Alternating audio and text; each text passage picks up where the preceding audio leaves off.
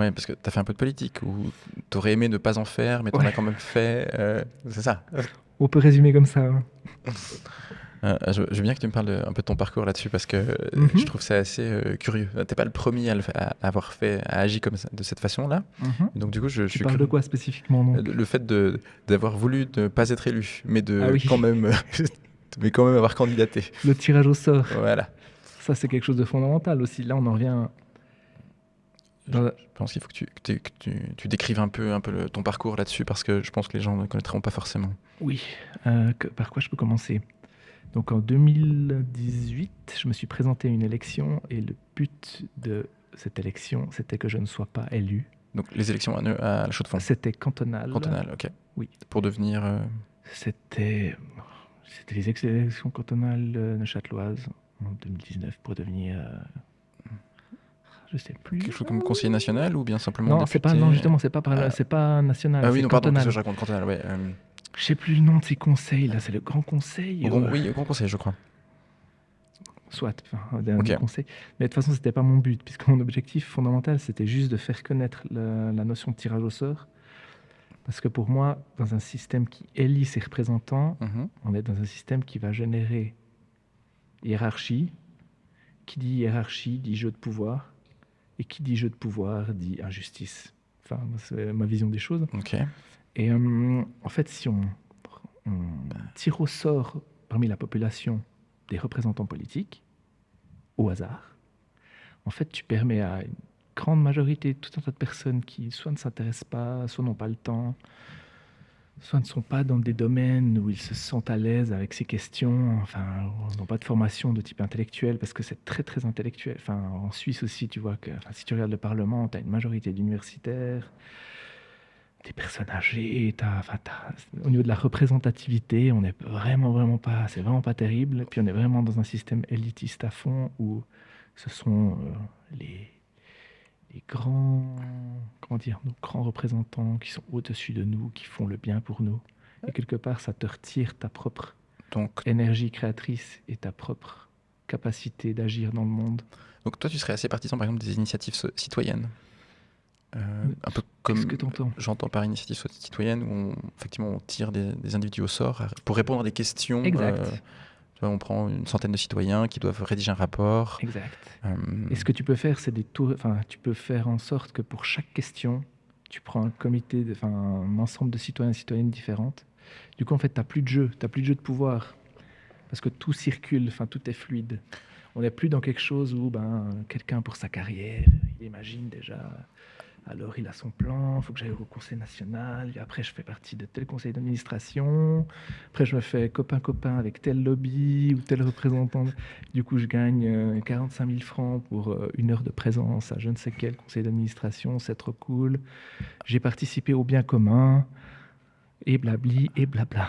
Dans ce que tu proposais, tu vois, où le pouvoir est assez bien réparti entre les individus, je trouve que le système suisse est plutôt bien conçu. Alors, si tu compares à d'autres pays dans le monde, ça, on est d'accord.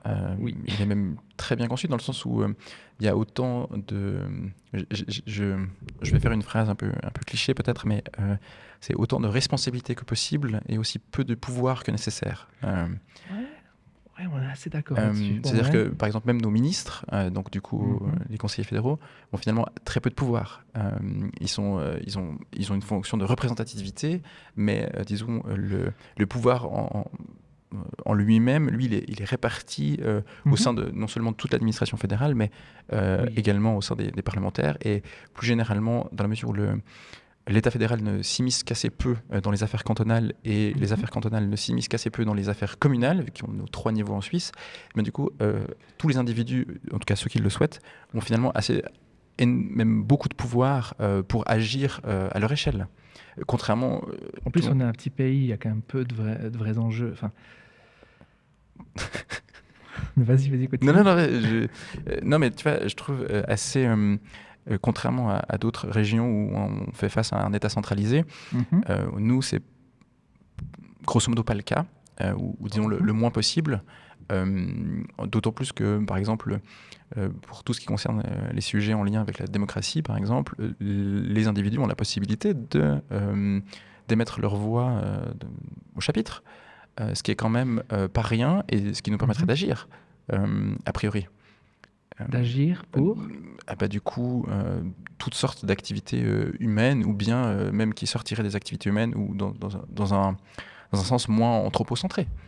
Comment tu vois ça C'est Les initiatives, tu vois, tu parlais de changer la Constitution, du coup, au début de notre émission, a priori, l'initiative ou le référendum sont des outils qui permettent ceci.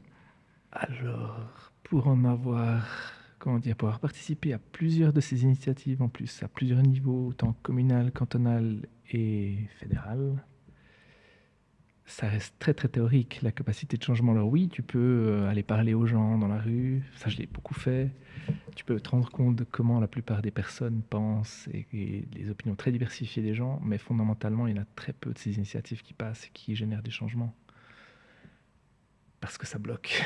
Parce que ça bloque, que ce soit à tous les niveaux. Ça bloque parce qu'il y a des trucs qu'on ne peut pas changer, il y a des lois, il y a des... Et du coup, les gens ne veulent pas de changement. Il y a également cette force comme ça d'inertie extrêmement forte, conservatrice en Suisse. Au niveau fédéral, je ne sais même plus, mais je crois il y en a eu 150 d'initiatives fédérales en quelque chose comme ça, peut-être un tout petit peu plus. Il y en a quoi, une dizaine qui ont passé? Le pourcentage est assez faible, je n'ai pas les chiffres en tête, mais on est dans de l'ordre du à peu près 80% qui passent pas et 20% qui passent. C'est pas des chiffres exacts. Et quand tu te rends compte de l'énergie que ça demande d'aller signer, en plus il y a tout un système où tu vas récolter des signatures, tu dois mettre les signatures par chaque commune, que tu renvoies à chaque commune qui doit les valider, elle te les renvoie. En termes financiers, ça demande des fonds. C'est pas n'importe quel citoyenne qui peut lancer une initiative fédérale, en tout cas. Ça demande des moyens, ça demande des réseaux, ça demande des connaissances. C'est hallucinant, moi, pour avoir participé. Quand j'ai découvert ça aussi, ça a été une belle découverte. C'est pas du tout simple. C'est comme les systèmes de partis politiques, en fait. Tu peux pas faire de politique si tu n'intègres pas un parti en Suisse. On est vraiment dans un truc élitiste à fond. Tu peux faire un peu de politique, mais du coup à plus petite échelle, au niveau communal. Oui, mais pour moi, il faut qu'on dise les choses clairement. C'est un système élitiste qui veut des représentants quelque part élus et donc supérieurs, hiérarchiquement supérieurs, ou que sais-je, je sais pas comment on l'a défini, mais en fait, on veut pas de la politique de toutes et tous. On veut pas que tout le monde s'exprime. On veut vraiment que ce soit des personnes éclairées qui nous représentent. On veut pas. Alors, a priori, ça serait plutôt positif si c'est des personnes éclairées. Mais le problème, alors, c'est intéressant. J'ai pas encore résolu cette espèce de dilemme fondamental parce que c'est vrai qu'il n'y a pas tout acheté dans le système suisse. Faut être honnête. Si tu compares, surtout dès que tu voyages un peu, tu te rends bien compte. Ça, évidemment. Mais ce que je veux dire, c'est que, en tout cas, si on en revient au niveau purement économique, on est beaucoup trop riche en Suisse et on consomme beaucoup trop. Donc ça, c'est juste factuel. Après, au niveau politique, si on veut changer vraiment différentes choses, il faudrait déjà qu'il y ait une volonté populaire, ce qui est loin d'être le cas. Pour avoir parlé à plein de gens partout, moi, je suis un peu désespéré. De toute façon, j'avais mes idéaux.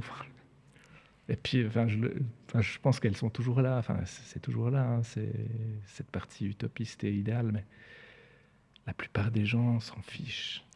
Tu t'es résigné. Alors, pour cette partie-là spécifique, par exemple du tirage au sort, puis d'imaginer un système politique beaucoup plus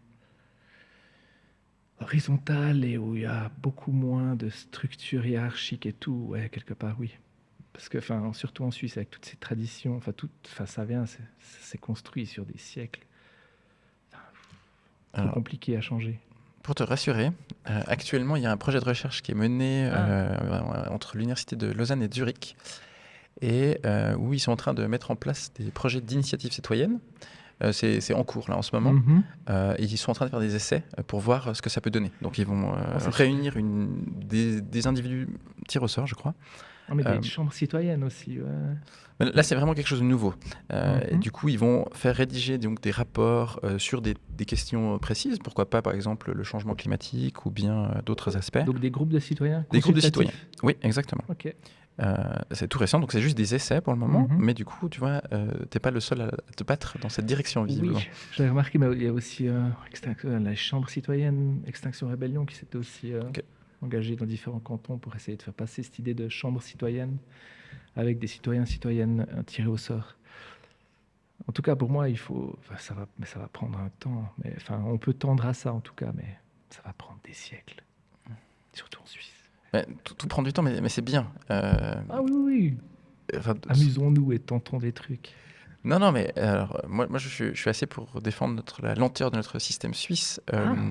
Explique. Parce qu'il y a une raison à ça, c'est que généralement, les choses prennent énormément de temps en Suisse. C'est-à-dire que quand on veut faire passer une loi, même si tu veux, disons, changer le prix de la taxe d'importation du blé de fourrage, par exemple, de, disons, 25 centimes, tu dois demander à tout le monde. Et du coup, c'est long. Mais l'avantage, c'est que comme tu demandes à tout le monde, tu consultes tout le monde. Et ça veut dire qu'au moment où cette loi passe, tout le monde l'applique et tout le monde est d'accord. Et donc, du coup, il n'y a plus rien à dire. Je suis d'accord avec toi. Et c'est une grande force. C'est-à-dire que oui, c'est lent, mais au moins, après, il n'y a plus à discuter. Et comme tout le monde a été consulté, ce qui est assez fabuleux, ça veut dire aussi que tout le monde a été pris en compte et et le pouvoir donc, a été réparti sur l'ensemble des individus. Ce qui est quand même assez fabuleux. Ce qui est de loin pas le cas. Enfin, l'ensemble des individus, l'ensemble des groupes d'intérêt. Alors, ceux qui ont bien accepté de discuter sur le sujet, mais... Des groupes d'intérêt. Alors, ce sont effectivement des groupes d'intérêt, mais ça peut être tout individu qui le souhaiterait. Ce qui est quand même assez fort, je trouve. Si vous avez aimé cet épisode de Viens de faire voir avec Florian, vous serez probablement passionné par les prochains épisodes qui s'affichent juste par ici.